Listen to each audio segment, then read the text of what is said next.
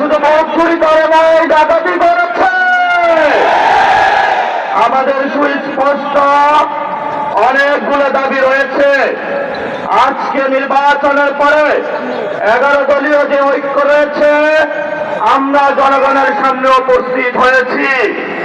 আমরা প্রথমত বলতে চাই, পার্লামেন্টে যে ভোট ডাকাতরা গিয়েছে, জনগণের সামনে আমরা বিরোধী দল হিসেবে হাজির হয়েছি।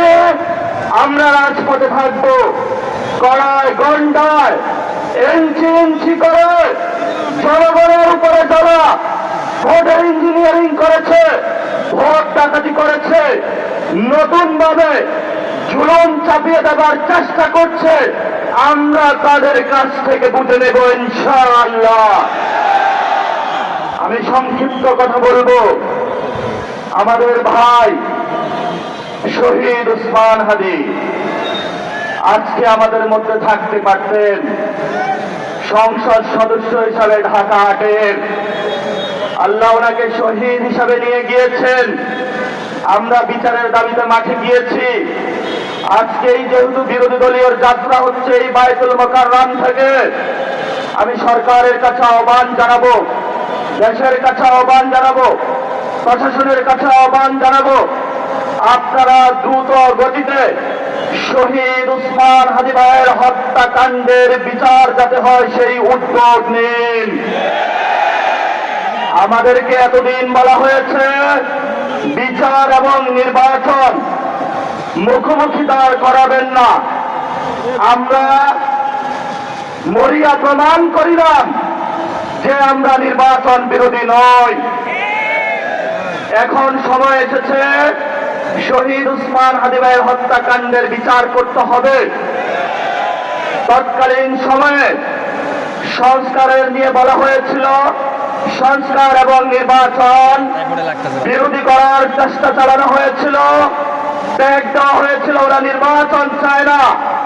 আমরা তোমাদের চোখে আঙ্গুল দিয়ে দেখিয়েছি আমরাই বাংলাদেশে গণতন্ত্র চাই, তোমরা চাও ভোট ডাকাতি করতে। এখন সময় এসেছে, কোন নয় ছয় চলবে না। সংস্কারে জনগণের যে হা ভোটে ম্যান্ডেট দিয়েছে, দ্রুত বাস্তবায়ন করতে হবে। সাথে সাথে বাংলাদেশে সন্ত্রাস, চাঁদাবাজি, দখলদারিত্ব বন্ধ করার উদ্যোগ নিতে হবে। এবং নির্বাচনের আগে আমরা এই বায়তুল মোকাররমে দাঁড়িয়ে একটি প্রটেস্ট করেছিলাম।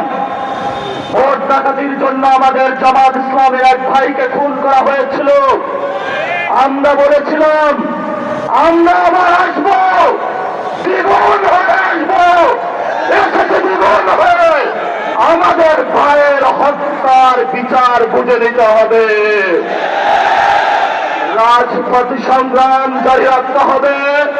যেই বন্ডের উপরে আক্রমণ করা হয়েছে, পেটে লাথি মারা হয়েছে, বোরকা ধরে টান দেওয়া হয়েছে, গুলিবিদ্ধ করা হয়েছে, পা ভাঙা হয়েছে, প্রত্যেকটির হিসাব কড়ায় গন্ডায় আমরা ইঞ্জিনিয়ার তারেক রহমান থেকে বাংলাদেশে বুঝে নেব ইনশাআল্লাহ।